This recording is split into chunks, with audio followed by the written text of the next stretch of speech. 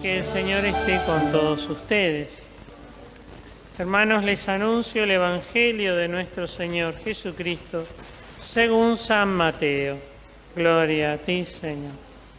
Al llegar a la región de Cesarea de Filipo, Jesús preguntó a sus discípulos: ¿qué dice la gente sobre el Hijo del Hombre? ¿Quién dicen que es? Ellos respondieron: unos dicen que es Juan el Bautista, otros Elías, y otros Jeremías o alguno de los profetas. Y ustedes les preguntó: ¿quién dicen que soy? Tomando la palabra, Pedro respondió: tú eres el Mesías, el Hijo de Dios vivo. Y Jesús le dijo: feliz de ti, Simón, hijo de Jonás, porque esto no te lo ha revelado ni la carne ni la sangre, sino mi Padre que está en el cielo. Y yo te digo, tú eres Pedro, y sobre esta piedra edificaré mi iglesia, y el poder de la muerte no prevalecerá contra ella. Yo te daré las llaves del reino de los cielos. Todo lo que ates en la tierra quedará atado en el cielo, y todo lo que desates en la tierra quedará desatado en el cielo. Palabra del Señor. Gloria a ti, Señor Jesús. El otro día el Papa Francisco aceptó la renuncia de un cardenal que al menos en los últimos años ha tenido renombre debido a todo su trabajo para iluminar la vida sacerdotal. También se ha desempeñado en el trabajo humanitario, un cardenal de África, el cardenal Sara, un hombre a su vez de mucha formación y de mucha profundidad en sus palabras. Tiene un hermoso escrito, un hermoso libro dedicado a los sacerdotes. Y justamente este cardenal hablaba del misterio de la Iglesia. Él decía: por supuesto que nos preocupa, hacía un balance de la Iglesia a nivel mundial, aquellos lugares donde la Iglesia está disminuyendo, está desapareciendo, tiene menos fuerza. En otros lugares está creciendo, pero en los que ya tiene sus años se ve una disminución. En Europa algunos dicen que se ha secado bastante la vida de la fe. En América, si bien tiene un gran fervor, podemos ver incluso en Argentina, que muchas veces se considera nuestro país quizás el más europeo, por cómo ha sido su conformación étnica, se ve una fe débil en su expresión y en su autoridad para denunciar, para hacer oír su voz. Pero decía el cardenal: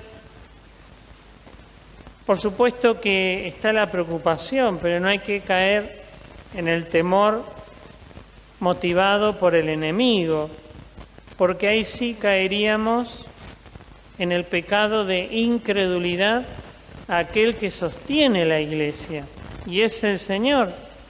Y si Jesús dice en el Evangelio: el poder de la muerte no prevalecerá contra ella, dice este cardenal, ¿por qué no creemos en el poder que el Señor le ha dado?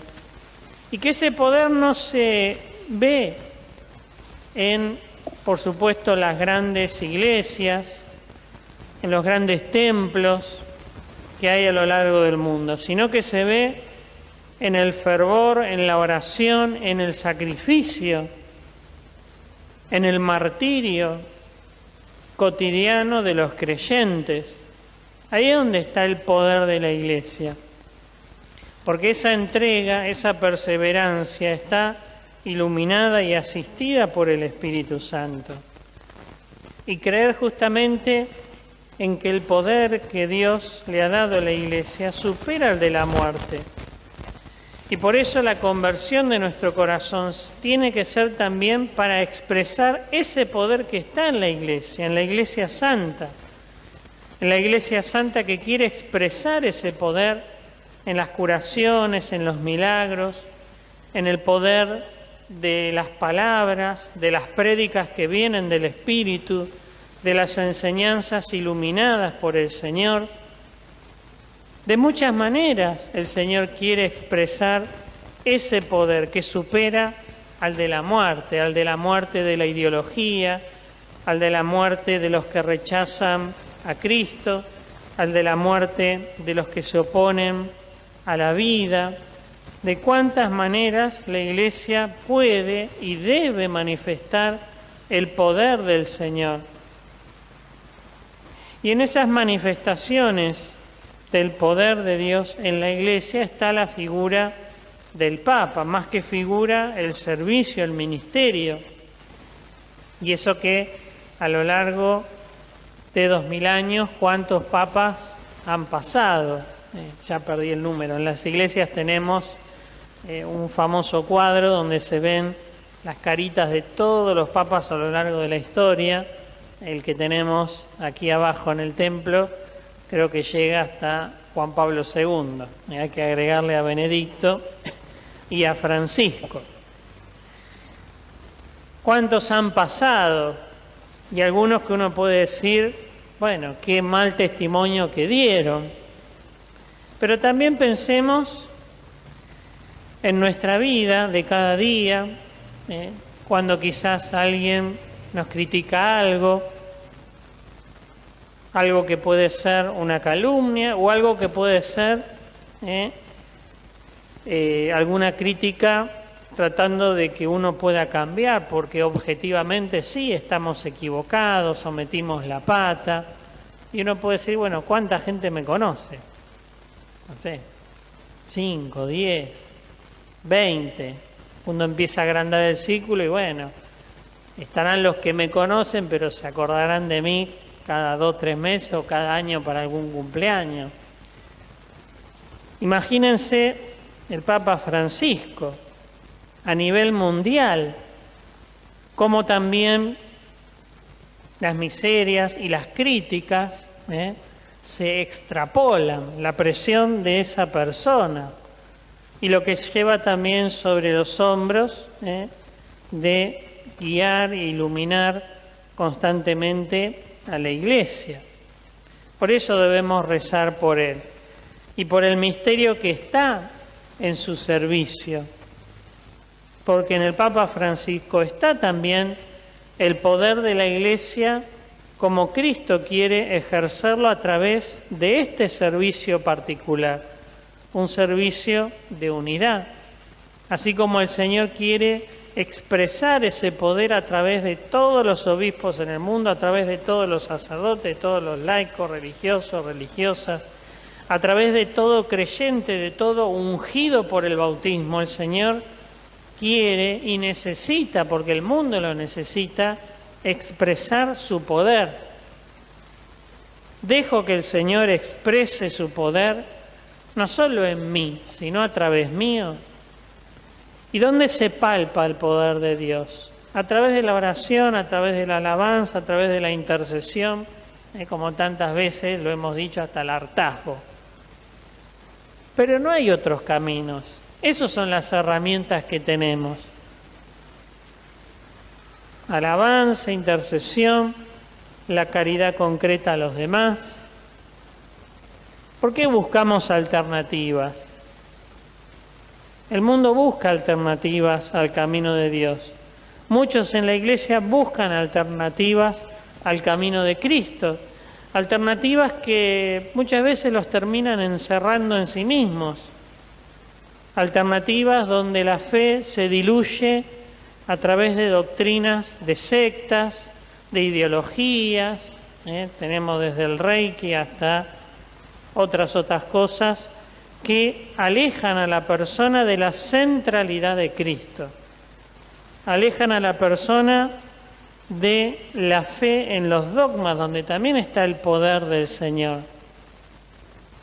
Los dogmas nos van marcando el camino y no son simplemente elementos para creer, sino desde los cuales profundizar en la gracia y en el poder de Dios.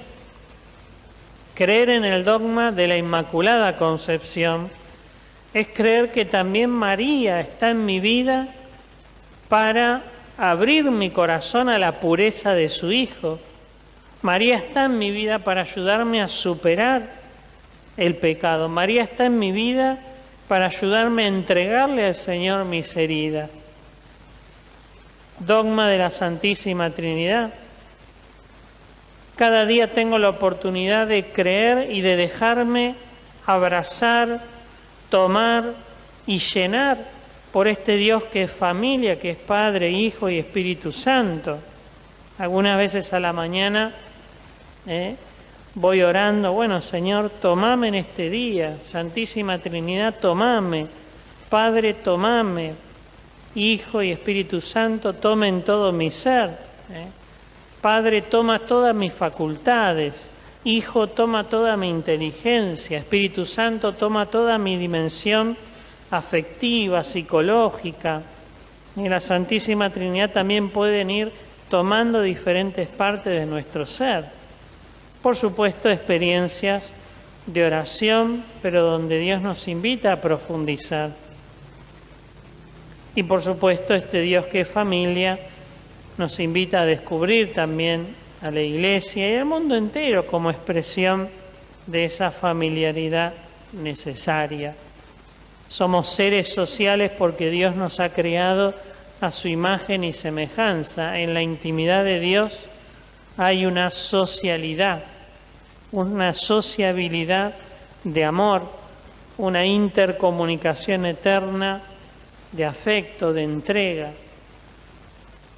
Por eso Pedro en la Iglesia, hoy Papa Francisco, tiene la misión y el servicio de marcarnos, de ayudarnos a elegir cada vez más el camino de Cristo, con el magisterio de la Iglesia, con los dogmas, con las enseñanzas del catecismo, y por supuesto unirnos a Él para orar con Él por sus intenciones. Las intenciones del Papa tienen también un alcance universal, y unirnos a ella cuando Él presenta alguna oración, entonces eso nos da unidad a nivel mundial en la intercesión.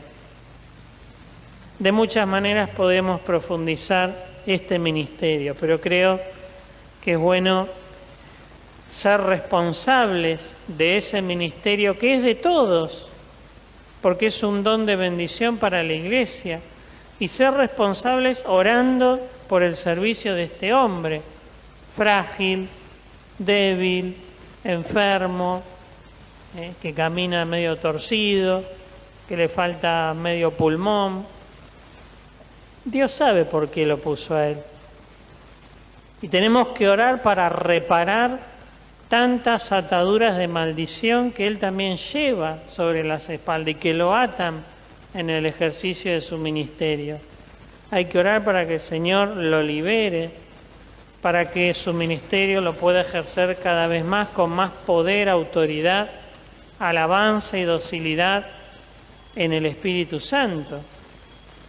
Dios también nos va a pedir cuenta de cuánto oramos por el Papa que nos puso. Reparar tantas maldiciones que recibe en el mundo. Por supuesto, no caer en el círculo vicioso de chusmerío, de maledicencia, que tantas veces dentro de la Iglesia podemos formar parte. No hay que caer en eso, sino en la oración que cree en la conversión de las personas, en la intercesión que cree en los dones, ministerios y servicios que Dios ha puesto. Hoy es el Papa Francisco y por lo tanto hacia él nuestra oración, nuestra intercesión y nuestra fe en el don que Dios nos ha dado. Que así sea.